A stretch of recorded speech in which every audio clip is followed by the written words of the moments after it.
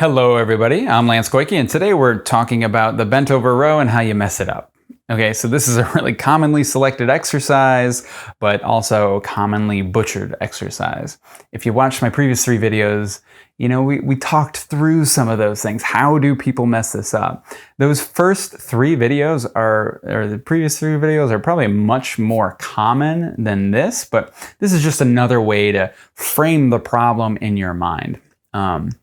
So the premise is, if you're doing your rows and you don't feel it in your upper back, but you feel it in your low back, and you don't feel your legs getting tired at all, and you're like, this seems like I'm loading my leg muscles, why can't I feel them getting tired? Well, if you're having that problem, then you need to figure out how to get that leg drive. You need to figure out how to turn the row into a lower body exercise. And I've talked about that a lot in some other videos, but we're going to kind of dive into that because I think that's the way you should be thinking about this. So it's possible that you're doing your row correctly, half of it correctly, but then it's messing up on the harder part of it, right? So the easier part is generally the lowering because you don't need as much muscle force. But then as I come up, maybe I'm really trying to focus on squeezing my upper back. And by doing that, I'm losing my low back. I'm losing my leg drive. I'm losing the tension on my leg muscles. And, you know, again, this is really, really common. So instead, you've got to think about it as a leg exercise. And as you start to row,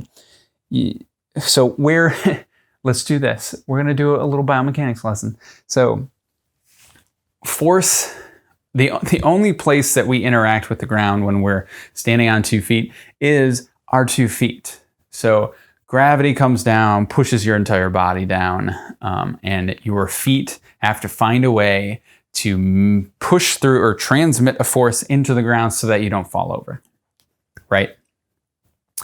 What we need then is to not think about this from just an upper back perspective, but we need to find the ground reaction force that's going to stabilize you. So as I'm bent over in this row, I might even want to make sure that I'm initiating the drive, sending, I guess, energy through my heel to initiate my row.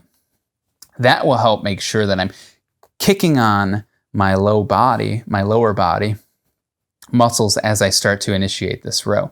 If I'm just rowing here, it's going to be more likely that my knees start to bend and I shift my weight onto my toes like this, and that just puts more pressure on my back and my low back and less pressure on my upper back.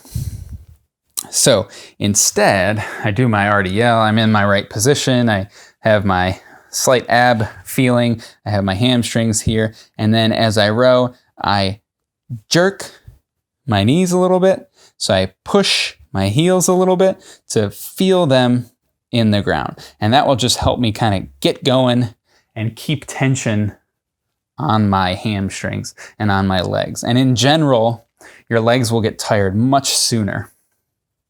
And they move a little bit so you can feel them better. If you're really flexible like I am, you're gonna still have a hard time feeling those lower body muscles turning on, and getting that little bit of change, that little bit of movement helps you feel it a lot more. So if you're doing these rows and you're not feeling your lower body, try that out.